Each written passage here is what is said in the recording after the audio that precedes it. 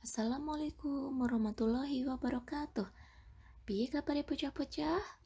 Ustazah harap bocah-bocah dino iki sehat nggih. Nah, hari ini kita melakukan pemantapan. Yaitu materinya apa? Materinya adalah geguritan, teks pacelaton lan aksara Jawa ya. Nah, untuk geguritan itu adalah puisi gagrag anyar sing ora keiket aturan liyane ya, contohnya seperti ini. Jadi dalam satu puisi itu ada yang 3 baris, ada yang 4 baris, bahkan ada yang 6 baris seperti itu. Nah, karena dia tuh bebas ya, jadi keguritan itu artinya adalah salah puisi gagrag anyar ya. Jadi ketika anak-anak melihat ada kata-kata puisi gagrag anyar sing ora keiket. Nah, itu adalah artinya dari keguritan. Jadi keguritan itu adalah puisi gagrag anyar sing ora keiket aturan-aturan. Jadi seperti tadi yang sudah jelaskan, ada podo atau bait yang dia isinya 3 baris, ada yang isinya 4 baris seperti itu ya. Nah, kemudian bentuk ciri-cirinya seperti apa? Ciri-cirinya wujudnya bebas ya. Kemudian orang keiket aturan podo atau bait, lare lan pilihan tembung, jadi memilih tembungnya bebas, kemudian berapa jumlah podonya itu juga bebas, larenya pun juga bebas ya. Kemudian nganggo tembung sing endah lan pantes mentes ya. Mengapa kok harus menggunakan kalimat yang pantes lan mentes? Agar membuat geguritan itu endah lan aji. Jadi agar membuat si geguritan ini menjadi indah lan aji, agar dia tuh ketika dibaca anak-anak, dia berubah menjadi indah, dan kemudian dia berisi juga ya, seperti itu. Nah, kemudian kita lihat di sini ya. Tak deleng gong gumantung ing gayor. Nah, ini semuanya ada artinya ya. Setiap kata yang dia berwarna itu ada artinya sendiri-sendiri ya. Nah, di sini ini adalah baris atau lare.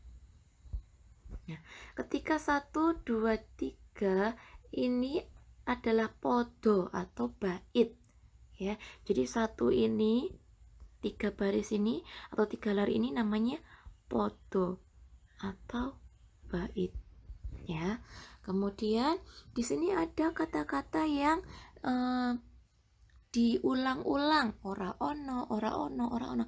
Nah, itu namanya kata purwakanti.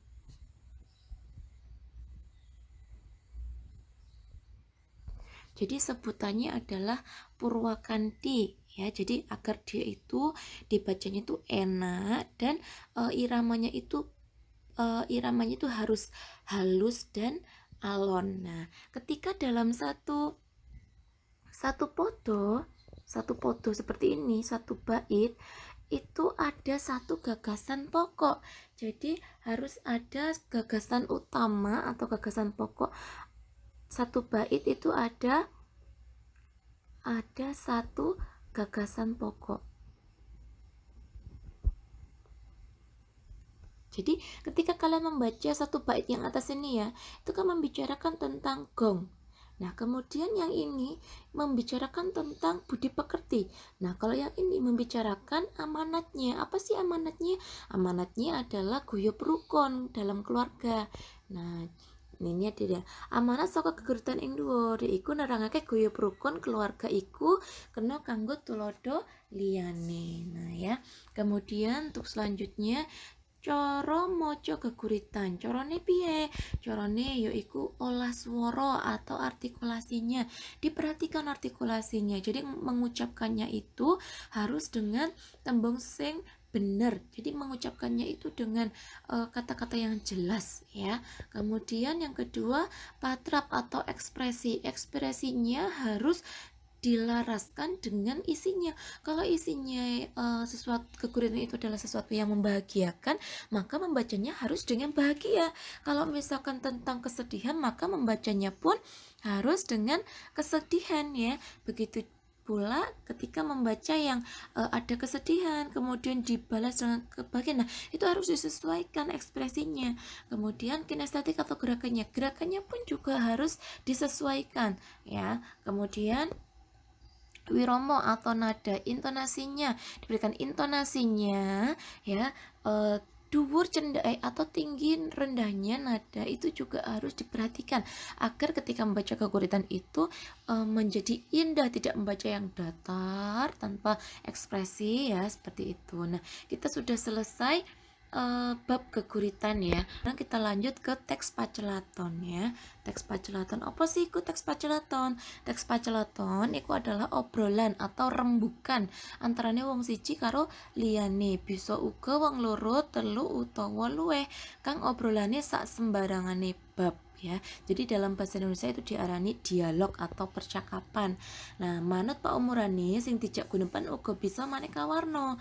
Bisa sapam umuran, bisa karo sing luwih tuwa utawa luwih enom. Kabeh iku nggawe basa sing beda-beda. Jadi ketika anak-anak berbicara atau ngobrol, nah itu bisa jadi yang anak-anak aja obrol itu orang yang lebih tua atau orang yang lebih muda. Ketika anak-anak berbicara kepada orang yang lebih tua itu menggunakan bahasa yang berbeda, dengan orang yang lebih muda pun menggunakan bahasa yang berbeda juga. Nah, jadi ketika kalian seperti ini ya,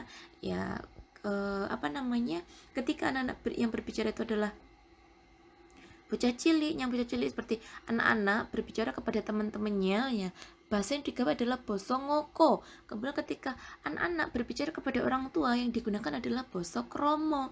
Nah, ketika orang tua berbicara dengan anak-anak itu yang digunakan adalah basa ngoko juga ya. Kemudian kalau orang tua berbicara dengan orang tua itu menggunakan basa kromo. Nah, Wian lagi guneman utawa nindakake pacelatan marang sapa wae iku kudu nggawe unggah-ungguh sing mathuk. Nah, bahasa, tata bahasa itu namanya adalah unggah-ungguh basa.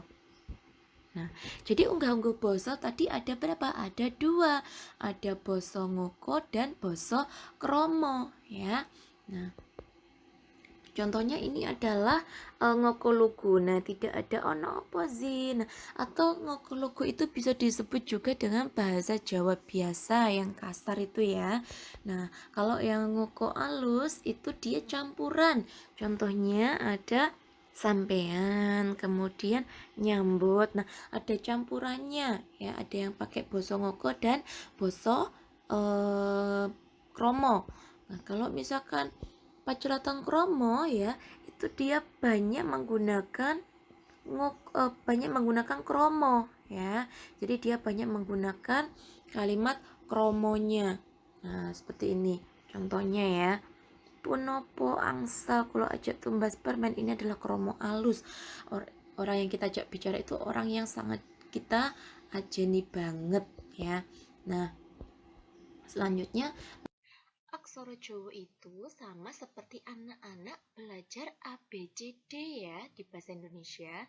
Tapi kalau dalam bahasa Jawa hurufnya tidak ABCD, tapi Hono Coroko, Doto Sowolo, Podo Joyonyo, Mogo Botongo. Nah, jadi hurufnya hanya ada 20 saja. Kalau ABCD atau abjad ABCD kan ada 26. Kalau Hono Coroko hanya ada 20 saja. Nah, silakan anak-anak bisa latihan untuk menulis Hono Coroko di rumah ya. Nah, kalau tadi kan kita belajar tentang huruf aksara Jawanya. Sekarang kita belajar tentang sandangan aksara Jawa. Ustazah, sandangan itu apa? Sandangan itu huruf vokalnya kalau di aksara Jawa ya. Sama seperti huruf vokalnya kalau di bahasa Indonesia kan ada A, I, U, E, O. Nah, kalau di aksara Jawa atau di bahasa Jawa itu ada sandangan suara ya ini. Contohnya wulu. Wulu itu untuk vokal I. Kemudian ada suku. Suku itu untuk vokal U. Kemudian ada taling. Taling itu untuk vokal E atau E. Nah, di sini bedanya ya. Kalau di bahasa Indonesia cuma ada A, I, U, E, U. Kalau di bahasa Jawa, E-nya ada dua. Ada yang E atau E, ada juga yang E. Nah, itu beda semua tulisannya. Kemudian taling tarung. Taling tarung itu untuk huruf vokal O. Nah, kemudian ada pepet. Pepet itu untuk huruf vokal E. Nah, jadi contohnya dari A adalah kebo, contohnya ya. Kemudian ada wedi. Nah, seperti itu ya. Kalau E atau E itu bisa jadi mejo, kemudian lele, kreto, seperti itu ya. Nah, sekarang kita belajar cara menulis aksara Jawa. Nah, cara menulisnya bagaimana? Contohnya, Ustazah langsung mengambil contoh dengan cara memakai wulu dengan kata sapi. Nah, kalau sapi, kita cari dulu aksara so-nya. Nah, setelah kita tulis, baru kita tulis aksara po. Agar dia bisa berbunyi I, maka ditambahi wulu. Jangan lupa penulisan I atau wulu itu letaknya di atas aksara Jawa. Nah, kemudian kita lanjut lagi cara menulis mati. Nah, mati. Kita cari aksara Jawa ma-nya terlebih dahulu. Mogo botongo. Jadi ma kita tulis, kemudian doto sawolo. To, kita tulis to. Nah, agar to-nya ini berbunyi ti, maka kita tambahi wulu di atasnya. Jangan lupa penulisan wulu itu letaknya di atas aksara Jawa ya. Bagaimana? Apakah kalian sudah tahu bagaimana cara menggunakan sandangannya? Sekarang kita belajar menggunakan suku, huruf vokal U. Nah, contohnya Ustazah sudah menulis iki tahu. Nah, kalau penulisan iki, nah, jadi I itu tidak langsung ditulis wulunya saja, tapi harus ada aksara Jawanya. Aksara Jawa apa Ustazah kalau I? Nah, kita tulis ho. Jadi kita membacanya hiki, tapi tetap menulisnya hiki, kita membacanya tetap iki. Nah, iki tahu. Jadi kita tulis aksara Jawa ho dulu, kemudian kita beri wulu di atasnya, jadilah I.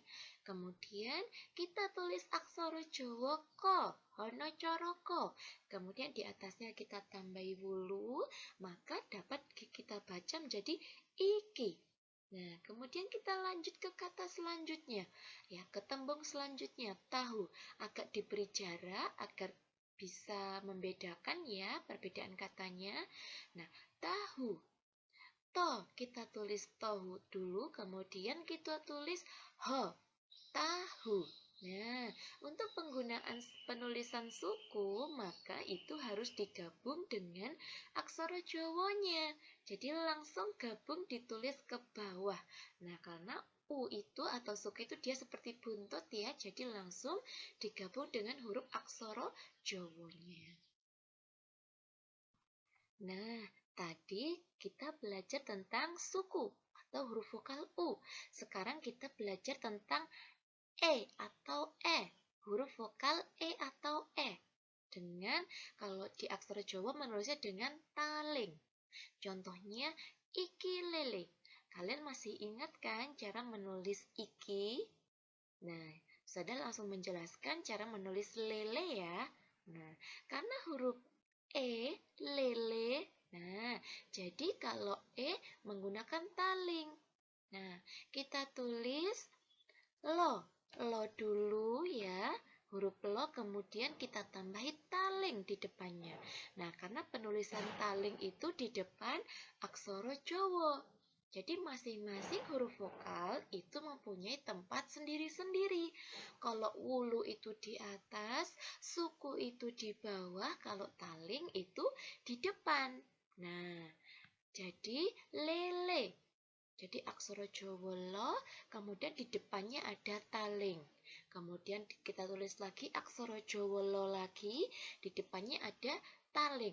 Maka jadilah iki lele. Sekarang kita lanjut ya ke taling tarung atau huruf vokal O. Nah, ini ada agak sedikit berbeda dengan yang lainnya. Untuk penulisan taling tarung, itu talingnya di depan, tarungnya di belakang. Contohnya, ya, iki soto. Iki kalian pasti masih ingat ya. Nah, soto. So, kita tulis huruf so dulu, doto so. Kita tulis so dulu, kemudian di depan huruf so, kita beri taling. Di belakangnya huruf so, kita beri tarung. Nah, kemudian setelah itu, kita menulis huruf to. Nah, kita tulis huruf to, jangan lupa di depannya kita beri taling, di belakangnya kita beri tarung. Nah, jadilah iki soto. Nah, sekarang adalah huruf vokal yang terakhir ya, yaitu pepet atau untuk e. Nah, contohnya metu. Metu. Kita tulis huruf mo gobotongo, mo, kemudian kita beri pepet. Ustazah, bedanya wulu sama pepet apa? Bedanya kalau wulu itu kecil lingkarannya, kalau pepet itu besar. Ya, kalau pepet itu besar lingkarannya. Kemudian kita tulis, tadi sudah ya, kita sudah menulis me, kita tulis to. To, kemudian kita beri suku, ya, kita beri suku. Jadi pengguna menulis suku, jangan lupa langsung disambung dengan hurufnya. Maka jadilah metu. Kemudian kata yang kedua, kebo. Kebo, kita tulis dulu huruf aksara Jawanya, aksara Jawa ko. Ya, aksara Jawa ko, agar dia berbunyi e, maka ditambahi pepet. Kemudian kita menulis aksara Jawa bo. Mogobo. Nah, mogobo tongo. Jadi bo kita tulis, jangan lupa karena dia o, talingnya ditulis di depan huruf bo, tarungnya ditulis di belakang huruf bo. Nah, itu tadi kita belajar tentang huruf aksara Jawa. Matur nuwun anak-anak, sampun gatekne sampai akhir. Sudah akhiri. Wassalamualaikum warahmatullahi wabarakatuh.